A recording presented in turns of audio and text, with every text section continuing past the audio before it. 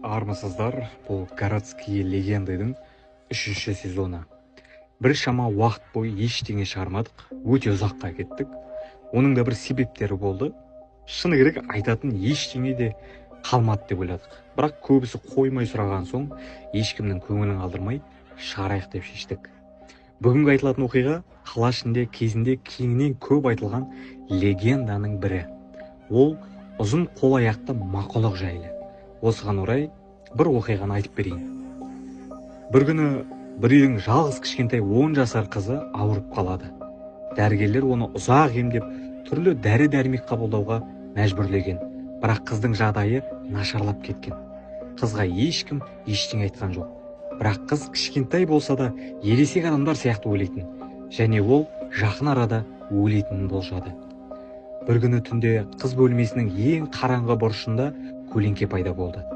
Қыз қараңғыға ұзақ қарап тұрды.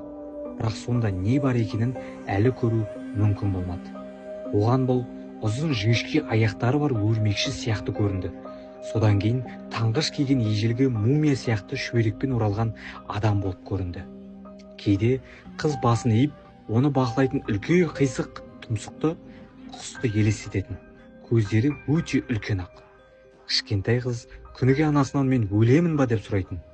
Анасы жасын сүртіп қызын жұбатумен әлек. Әкесі таңнан кешке дейін жұмыста жүріп әлек. Кішкентай қыз бөлмесінде жалғыз өзі қалатын. Осылай күндер өтіп жатады. Кенет кезекті күні ұйқысынан оянғанда қыз терезеден күнде қарап отыратын аспанға қарай алмай қалды. Құдды бір аспанды қап-қара бұлт жауып тастағандай. Қорыққанынан қыз анасы мен әкесін шақыра бастайды. Бірақ үйде ешкім жоқ. Айналаның өзі тып-тыныш.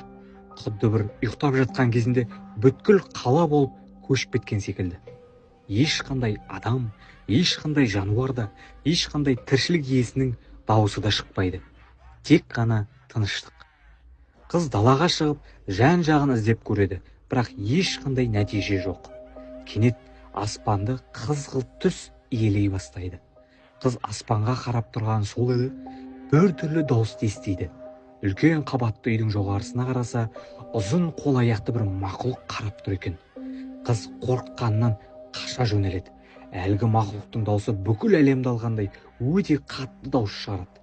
Қыз жүгіріп қашып келе жатыр. Кенет анасы мен әкесі бар күшімен өздігінен айқайлап жатқан қызын оятады. Кішкентай қыз бұл түсі екенін сонда ұғады. Сөйтсе, қыз үйінде емес, ауруханада жатыр екен. Ең соңғы анасымен сөйлескен уақытында есінен талып, жағдай күрт өзгеріп, ауруханада операциядан шығыпты. Ал одан кейінгі қаншама өңім деп өткізген күндері түсі болып шығыпты. Анасы мен әкесіне барлық оқиғаны айтып береді. Үлкендер болғандықтан олар бұны жай ғана қорқынышты түс деп болжайды. Бірақ біраз уақыт өткен соң осы оқиғаны құрбы достарына айтқанда, олар да бұл түсініксіз мақұлықты көргендерін айтады.